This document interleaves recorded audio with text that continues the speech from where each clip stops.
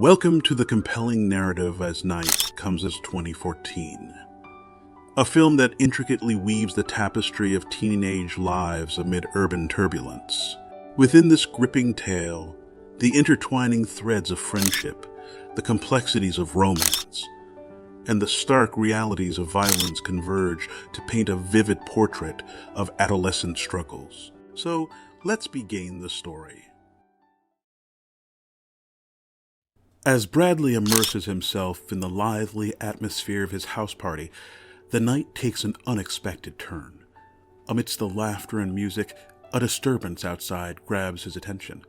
Through the night's haze, a group of teens, known as the Misfits, is causing a scene. Acting without delay, Bradley rushes outside, signaling for a friend to join him. Tension builds as he confronts the Misfits, led by the imposing Ricky. The situation intensifies when Ricky pulls out a knife, casting a shadow of danger over the once festive gathering. Following a heated confrontation, the Misfits break into the party. Amid the chaos, Sean, a recent addition to the Misfits escaping his abusive father, makes eye contact with Sarah, a girl dancing to the music. We find Ricky and Sean outside, sharing a smoke. Ricky, seizing the moment, presses Sean about his rendezvous with Sarah the previous night. The Misfits then make their way into the theater, where Sean accidentally collides with Sarah. Ricky joins the scene, teasing Sarah until she walks away. Sean, unable to defend her, looks down in disappointment. Capitalizing on Sean's vulnerability, Ricky lays on the guilt, reminding him that he stood by Sean, unlike Sarah. With this emotional weight, they enter the theater to catch a film, setting the stage for chaos that erupts in the auditorium, ultimately leading to their expulsion from the venue. As they stroll, dodging the cops, Ricky gripes about how nobody gives them any respect. They stumble upon a hidden party in an underground spot. Inside, they hit up Ricky's drug supplier. In this secret shindig, the supplier spills the beans about Mischief Night, a time for harmless pranks. Ricky, though, skips the harmless stuff, opting for more serious business. The night heats up, and Ricky's choice of shady activities sets the scene for a string of events that muddle the line between fun mischief and downright trouble. The Misfits head to the rooftop, and Ricky starts getting upset with Sean, thinking Sean sees them as lower people. Things intensify as Ricky threatens to jump off the roof, wanting Sean to assure him he's not insane. The tension on the rooftop reaches a breaking point, adding another layer of complexity to their already turbulent dynamics. Sean returns home, stepping into the role of caregiver for his alcoholic mother. The next day at lunch, the Misfits find themselves under scrutiny as the jocks confront them about allegedly scratching Bradley's dad's car. Tensions rise further as the jocks reveal knowledge about Ricky's secret hideout, the underground. The clash between these two groups takes an ominous turn, setting the stage for a showdown that goes beyond mere accusations. Sean extends an apology to Sarah, but she brushes it off, walking away without a care. Ricky, ever the advisor, warns Sean that Sarah is just toying with him and advises him to steer clear. In the classroom, Sean finds himself lost in memories of the night he and Sarah connected.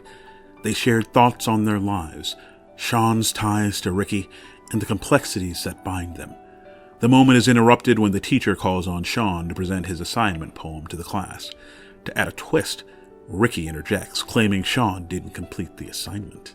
Post-class, the teacher takes Sean aside, offering a different perspective. Despite the interference, the teacher acknowledges Sean's talent as a gifted writer and encourages him to contemplate the direction of his life. The encounter prompts Sean to reflect on his choices, adding a layer of introspection to his tumultuous journey. Sarah confronts Sean with anger, expressing her frustration. Following this heated encounter, Ricky steps in, highlighting the divide between Sean and Sarah's worlds. He urges Sean to abandon any illusions of a different future, insisting that he's more aligned with the Misfits than with Sarah and her friends. As the Misfits stroll, the jocks taunt them, adding fuel to the simmering tension. Heading back into the underground, the Misfits shift gears, gearing up for Mischief Night. Later that night, the underground hideout faces a police bust, leading to the arrest of Ricky's girlfriend. Sean rushes to alert the others, and together they make a swift move to the rooftop. In a daring attempt to evade the cops, Ricky shouts out, trying to convince them that they're the only ones there to spoil their fun. The group seizes the moment, making a hasty escape before the situation escalates further. The rooftop escape becomes a pivotal moment, adding an element of suspense to the unfolding events. The Misfits shift their focus to Donnie's house. Aiming to settle the score, armed with baseball bats, they begin pounding on Donnie's truck, coercing him to step outside.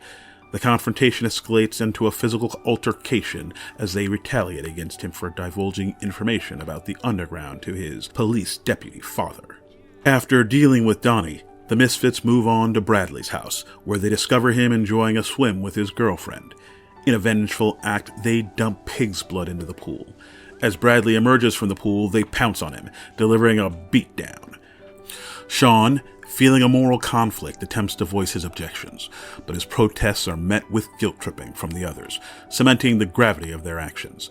The scene captures the dark turn of events, emphasizing the consequences of revenge and the internal struggle within the group. The Misfits make their way to a police station to secure Ricky's girlfriend. Their next target is a bonfire, but Sean, uneasy about the escalating chaos, breaks away and races to the scene, desperate to warn Sarah and the others. He arrives too late. The Misfits have already arrived. As the Misfits instigate fear among the crowd, Sean manages to help Sarah escape the impending chaos. However, Ricky confronts Sean, and their clash culminates with Sean being knocked out. He regains consciousness to find himself tied up and subjected to taunts from Ricky and the others, before they abandon him in a state of vulnerability. The situation's intensity underscores the mounting consequences of the Misfits' actions and Sean's internal struggle within the group dynamic. Sean manages to free himself from the ropes and rushes after the Misfits, who are on their way to burn down their school. As he arrives, several rooms are already engulfed in flames, heightening the urgency.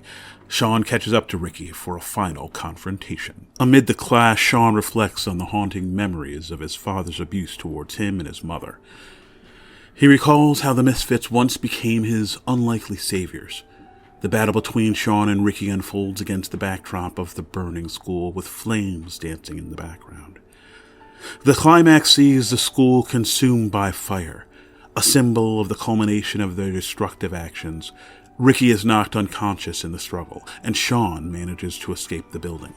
The fire serves as a visceral backdrop to the culmination of their tumultuous journey, leaving a scorched landscape of consequences and personal revelations in its wake. Emotions overwhelming him, Sean reaches the doorway of his house and breaks down in tears. In this vulnerable moment, Sarah arrives, and without words, they share a silent, empathetic connection. Seated together, they find solace in each other's company, the weight of recent events hanging heavily in the air. The silence becomes a poignant reflection of shared pain and the uncertain path ahead, as they navigate the aftermath of a night that forever altered their lives.